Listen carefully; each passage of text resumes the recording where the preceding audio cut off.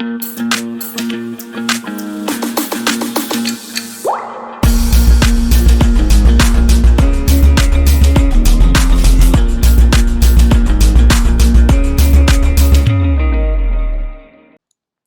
Everyone, welcome back. तो चलिए आज के करंट अफेयर्स हम जो हमने डिस्कस किए थे उसके ऊपर हम क्विज़ करते हैं, है ना। तो +2 -0.66 प्लीज़ लेट मी नो कितने आ रहे हैं। आज हम 7 क्वेश्चंस को डिस्कस करेंगे, है ना। चलिए पहला क्वेश्चन देखते हैं आज का। What is our first question.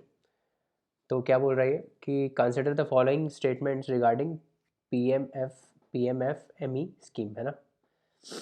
इसके रिगार्डिंग स्टेटमेंट्स है। आई होप करंट अफेयर्स आपने पढ़े हैं, उसके बाद इसको अटेम्प्ट करना, नहीं तो समझ में नहीं आएगा।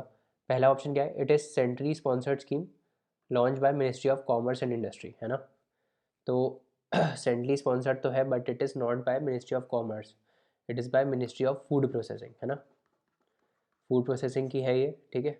मिनिस्ट्री ऑफ फूड प्रोसेसिंग, इसका नाम में ही यही है, micro enterprises, food processing for micro enterprises, FMEA है, प्रधानमंत्री, है ना।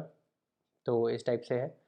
तो पहला ऑप्शन हो जाता है गलत। दूसरा क्या है, it aims to enhance the competitiveness of existing individual micro enterprises in the unorganise segment of the food processing industry. तो ये सही है, यही करने के लिए इसको लॉन्च किया गया है ना। तो आंसर क्या हो जाएगा, बी। आगे बात करते हैं। आगे क्यों नहीं बढ़ रहा। हाँ, दूसरा क्वेश्चन क्या है, Latham snipe recently mentioned as in news is a. तो ये जो लाथम स्नाइप्स है ये क्या है, ये पूछ रहा है। तो पहला ऑप्शन क्या है, लेजर्ड की स्पीशीज़ है, दूसरा फ्रॉग की स्पीशीज़ है, तीसरा बर्ड की स्पीशीज़ है और डी स्नेक की स्पीशीज़ है। तो हमने पढ़ा था ये एक बर्ड की स्पीशीज़ है ना, जो ऑस्ट्रेलिया में पाई गई है ना। तो ये बर्ड की स्पीशीज़ है, आंसर क्या हो जाएगा, सी, ठीक है। आगे बढ़ते हैं।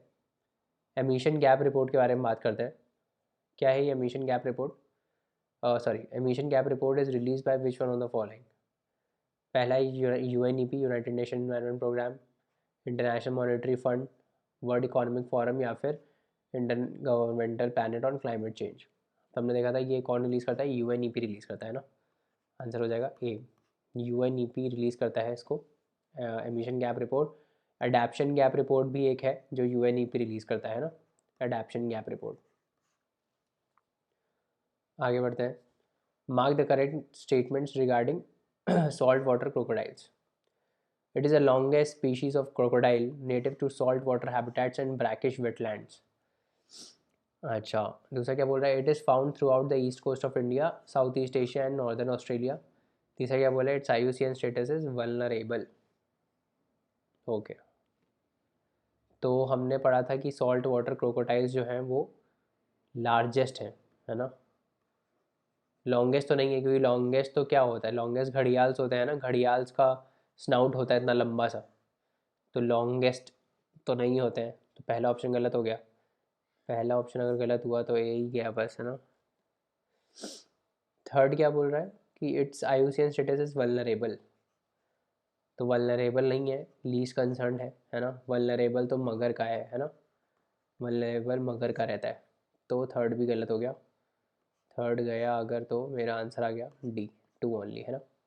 It is found in throughout the coast of India, east coast of India, ठीक है। आंसर क्या हो गया इसका, आंसर हो गया डी।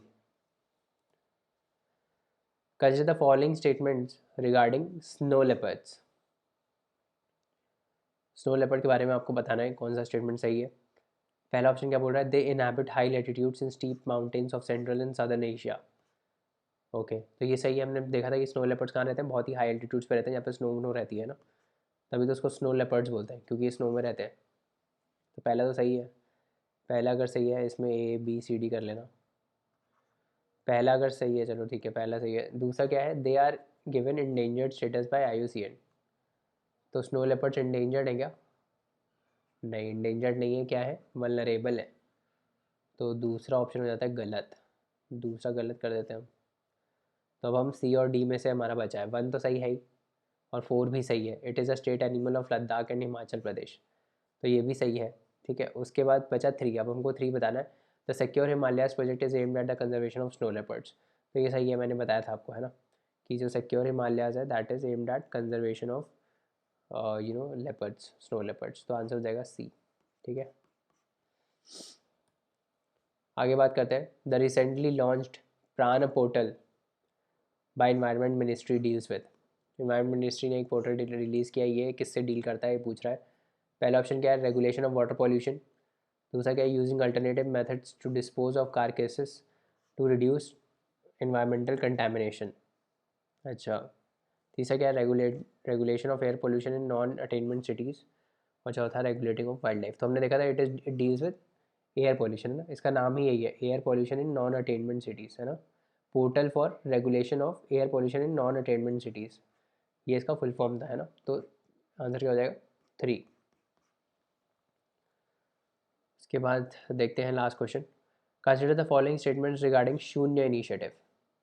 शून्य इनिशिएटिव के बारे में बताना है। It is launched by ministry of environment, forest and climate change. Okay, it aims to promote zero pollution delivery vehicles by working with consumers and accelerating the adoption of EVs। तो ये तो सही है। शून्य इनिशिएटिव किससे deal करता था कि हमको पॉल्यूशन ज़ीरो करना है ना, तभी शून्य है। But it is launch by MOEFCC। अब अगर आपने नहीं पढ़ा होगा ना तो आप इसको सही मार दोगे, बट MOEFCC नहीं है, हमने देखा था कौन था, नीति आयोग।